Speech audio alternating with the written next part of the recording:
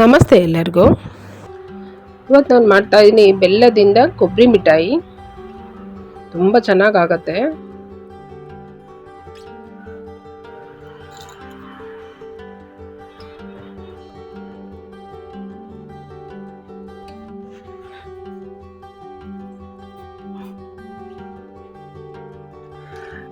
ಬೆಲ್ಲದ ಕೊಬ್ಬರಿ ಮಿಠಾಯಿ ಮಾಡೋದಕ್ಕೆ ಮೊದಲಿಗೆ ನಾನು 1/4 ಗ್ಲಾಸ್ ನೀರು ಹಾಕಿದ್ದೀನಿ.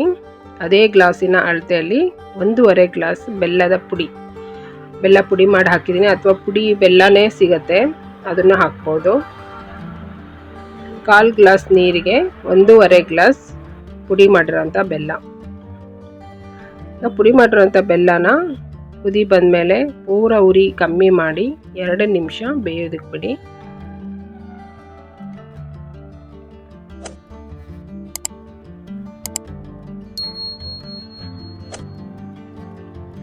ಅದು ಚೆನ್ನಾಗಿ ಕುದಿ ಬಂದಮೇಲೆ 2 ನಿಮಿಷ ಬೇಕು, ಲೋ ಫ್ಲೇಮಲ್ಲಿ ಇಟ್ಬಿಟ್ಟು 2 ನಿಮಿಷ ಚೆನ್ನಾಗಿ ಕುದಿಬೇಕದು.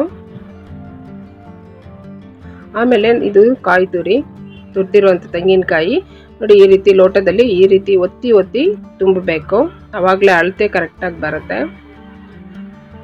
ಅದೇ ಗ್ಲಾಸಲ್ಲಿ 2 ಗ್ಲಾಸ್ ಕಾಯಿ ತುರಿ ನಾನು ಹಾಕ್ತೀನಿ.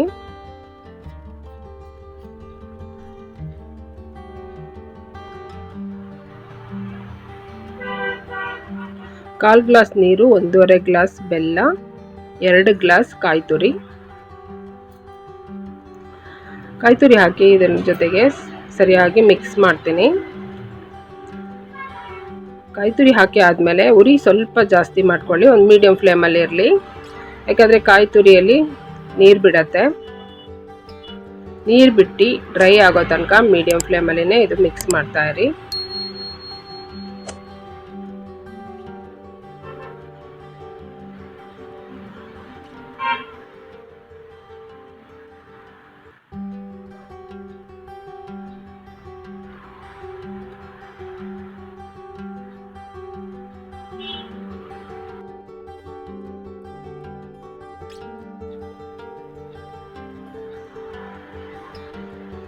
ಈಗ ನೋಡಿ, ತೆಂಗಿನಕಾಯಿಂದ ಬಿಟ್ಕೊಂಡಿರೋ ನೀರೆಲ್ಲ ಡ್ರೈ ಆಗಿದೆ. ಈಗ ಡ್ರೈ ಆದ ಕೂಡಲೇ ಸ್ಟವ್ನ ಉರಿ ಪೂರ ಕಮ್ಮಿ ಮಾಡಬೇಕು. ಸಿಮ್ಮಲ್ಲಿನೇ ಇಟ್ಟು ಇದನ್ನು ಕೈ ಬಿಡದೆ ತಿರುಗಿಸ್ತಾನೆ ಇರಬೇಕಿದು, ಇಲ್ಲಾಂದರೆ ತಳ ಹಿಡಿಯುತ್ತೆ, ಸೀದೋಗ್ಬೋದು. ಹಂಗಾಗಿ ತೆಂಗಿನಕಾಯಿ ನೀರು ಬಿಟ್ಕೊಂಡು ಅದು ನೀರು ಡ್ರೈ ಆದಮೇಲೆ ಪೂರ ಉರಿ ಕಮ್ಮಿ ಮಾಡಿ, ಸ್ಟವ್ನ ಉರಿ ಪೂರ ಕಮ್ಮಿ ಮಾಡಿ ಫ್ರೈ ಮಾಡ್ತಾನೆ ಇರಬೇಕು, ಕೈ ಬಿಡದೆ ತಿರುಗಿಸ್ತಾ ಇರಬೇಕು. ಇದು ನಾನು ಮಧ್ಯದಲ್ಲಿ ಒಂದು ತಟ್ಟೆಯಲ್ಲಿ ತುಪ್ಪ ಹಾಕಿಬಿಟ್ಟು ತುಪ್ಪ ಸವರ್ಬಿಟ್ಟು ತೆಗೆದಿಟ್ಕೊಳ್ತೀನಿ.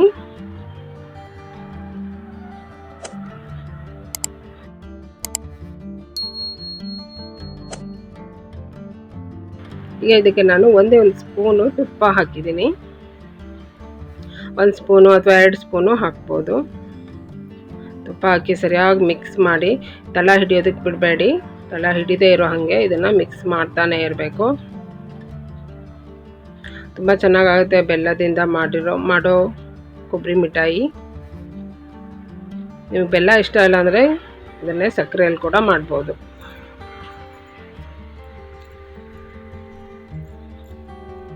ಈಗ ನೋಡಿ, ಕೊನೆಯಲ್ಲಿ ಈ ರೀತಿ ಆಗಿದೆ ಅಂತ ಅನ್ನಿಸುವಾಗ ಈ ರೀತಿ ಮುಟ್ಟು ನೋಡಿದಾಗ ಅಂಟು ಬರುತ್ತೆ. ಹೀಗೆ ಅಂಟು ಬರೋ ತನಕನೂ ನೀವು ಫ್ರೈ ಮಾಡ್ತಾನೆ ಇರಬೇಕು. ಈ ರೀತಿ ಮಿಕ್ಸ್ ಮಾಡ್ತಾನೆ ಇರಬೇಕು. ಉರಿ ಕಮ್ಮಿಯಲ್ಲೇ ಇಟ್ಟು ಮಿಕ್ಸ್ ಮಾಡ್ತಾ ಇರಬೇಕು.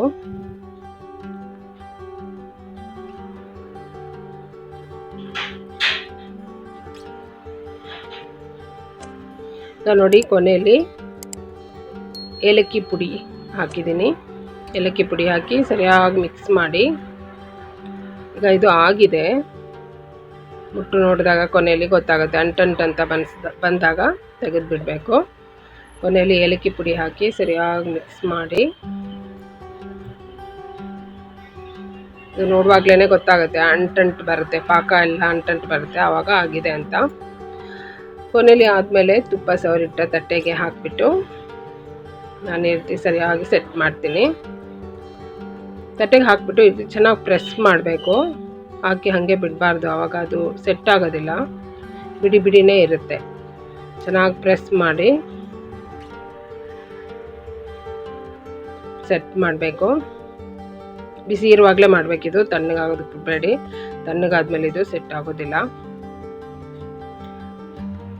ಬಿಸಿ ಇರುವಾಗಲೇ ಇದು ಸರಿಯಾಗಿ ಕೂಡಿ ಬರುತ್ತೆ. ಈ ರೀತಿ ಕೈನ ಸ್ವಲ್ಪ ನೀರಿಗೆ ಮುಟ್ಟಿಸ್ಕೋತಾ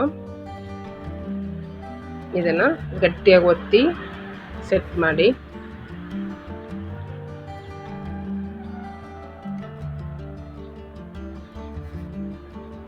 ಈಗ ಇದು ಬಿಸಿ ಇರುವಾಗಲೇ ನಿಮ್ಗೆ ಯಾವ ಥರ ಬೇಕೋ ಆ ಥರ ಕಟ್ ಮಾಡಬೇಕು. ತಣ್ಣಗಾದ್ಮೇಲೆ ಕಟ್ ಮಾಡೋಕ್ಕೆ ಬರಲ್ಲ.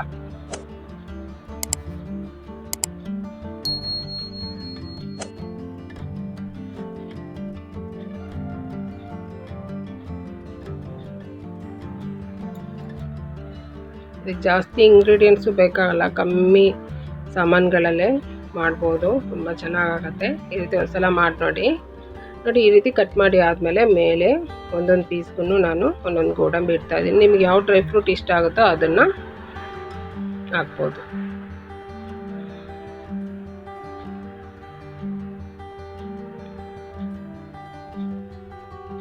ಈ ರೀತಿ ಎಲ್ಲ ಸೆಟ್ ಮಾಡಿ ಆದಮೇಲೆ ಪೂರ ತಣ್ಣಗಾಗೋ ತನಕ ಇದನ್ನು ಮುಟ್ಲೇಬೇಡಿ. ನಾನು ರಾತ್ರಿ ಮಾಡಿಬಿಟ್ಟು ಬೆಳಿಗ್ಗೆ ತನಕ ಹಾಗೆ ಬಿಟ್ಟೆ. ಪೂರ ತಣ್ಣಗಾಗೋ ತನಕ ಬಿಟ್ಬಿಡಿ. ನೋಡಿ, ನಾನು ರಾತ್ರಿ ಮಾಡಿದ್ದು ಬೆಳಗ್ಗೆ ಅಷ್ಟೊತ್ತಿಗೆ ಪೂರ ತಣ್ಣಗಾಗಿ ಚೆನ್ನಾಗಾಗಿದೆ.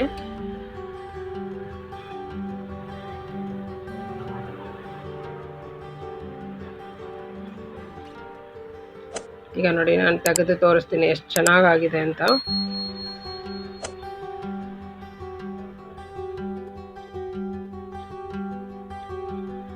ನೋಡಿ ಎಷ್ಟು ಚೆನ್ನಾಗಿ ಪೀಸಸ್ ಎಷ್ಟು ಚೆನ್ನಾಗಿ ಬಂತು. ಈ ರೀತಿ ಮಾಡಿ ನೋಡಿ, ಇದೇ ಅಳತೆಯಲ್ಲಿ ಮಾಡಿ ನೋಡಿ, ಕರೆಕ್ಟಾಗಿ ಚೆನ್ನಾಗಾಗತ್ತೆ.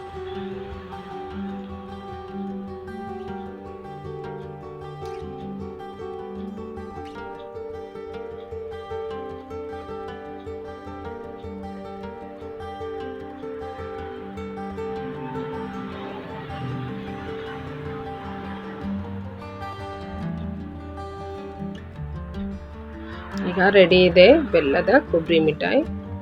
ಸುಲಭವಾಗಿ ಮನೆಯಲ್ಲೇ ಮಾಡ್ಕೊಳ್ತೀನಿ.